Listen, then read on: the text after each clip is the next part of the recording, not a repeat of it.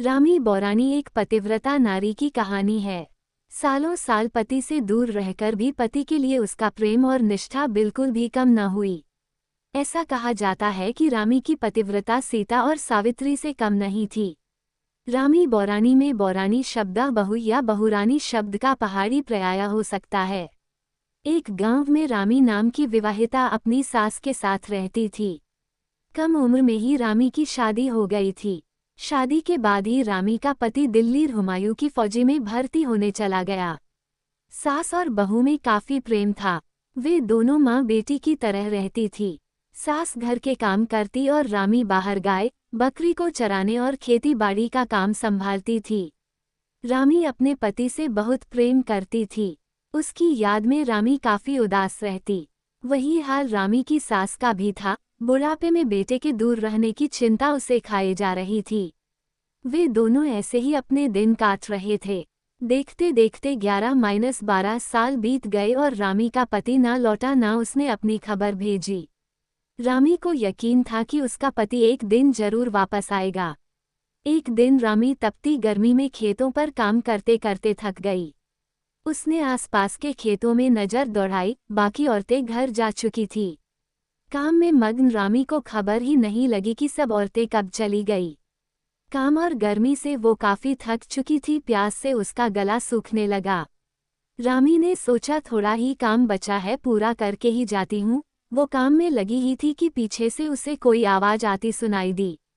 उसने देखा कि एक साधु अलख निरंजन अलापता हुआ उसी की तरफ आ रहा है। साधु रामी को देख उसके समीप आ रामी से उसका परिचय पूछता है। रामी कहती है, मैं रारवतों के खानदान से हूँ और मैं बहुत बड़े सेठ की बेटी हूँ। मैं इस गांव में अपनी सास के साथ रहती हूँ। मेरे ससुर का देहांत हो चुका है। साधु, और तेरा पति कहाँ है? रामी, मेरे पति कई सालों से परदेश में है और मैं अपने दिन उनकी याद में काट रही हूँ। साधु, क्यों? उस निर्मोही के बारे में सोचकर दुखी हो रही है जिसने इतने सालों से तेरी खोज खबर नहीं ली, और तो और ना उसे अपनी माँ याद आई। रामी को साधु की बात पसंद नहीं आई। उसने उसे अनसुना किया और अपना काम करने लगी।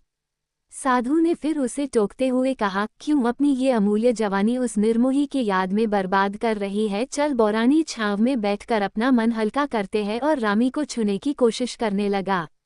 रामी दूर हट के साधु से कहा, क्या तुझे मेरे सिर का ये सिंदूर और नाक की नथ नहीं दिखती? एक औरत से किस तरह की बात कर रहा है?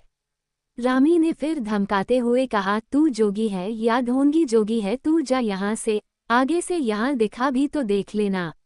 साधु मुस्कुराते हुए, अरे तू तो नाराज हो गई। बौरानी, क्या गाली देना रारवतों को शोभा देता है? तू काम करते करते थक गई है, चल छांव में बैठ, आराम मिलेगा। मेरे साथ अपना सुख दुख भी बांट लेगी। रामी का पारा चढ़ गया। वो बोली, निर्लज्ज, शर्म नहीं आती इस तरह की बात करते हुए?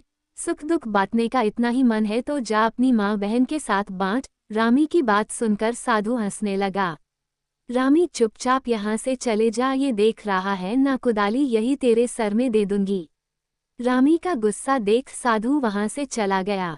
वो उसके गांव पहुंचा। वहां रामी के घर पहुंचकर उसकी सास से भिक्षा मांगने लगा। माता जोगी को भिक्षा दे दे, तेरा भला होगा और 12 साल से खोया हुआ तेरा लड़का घर लौट आएगा। यहाँ सुन रामी की सास साधु के चरणों में गिर गई और साधु को अपने घर के अंदर ले गई। रामी की सास ने साधु को आसन में बिठाते हुए कहा, साधु बाबा, आप बाहर क्या कह रहे कि तेरा लड़का 12 साल बाद घर लौट आएगा?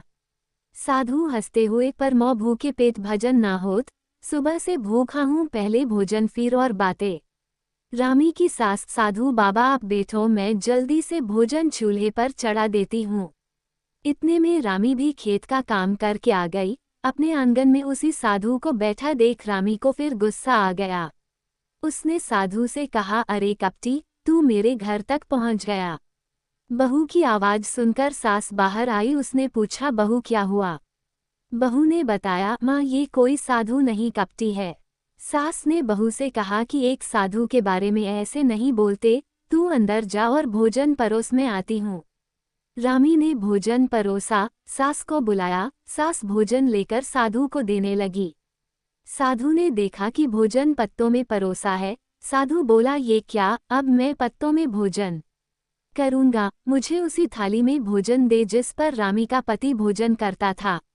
साधु का इतना कहना ही था कि रामी का पारा अब हद से ज्यादा चढ़ गया था। वो गुस्से में पूरी लाल हो गई थी। वो बोली, तूने अब अपनी नीचता की हद पार कर दी है।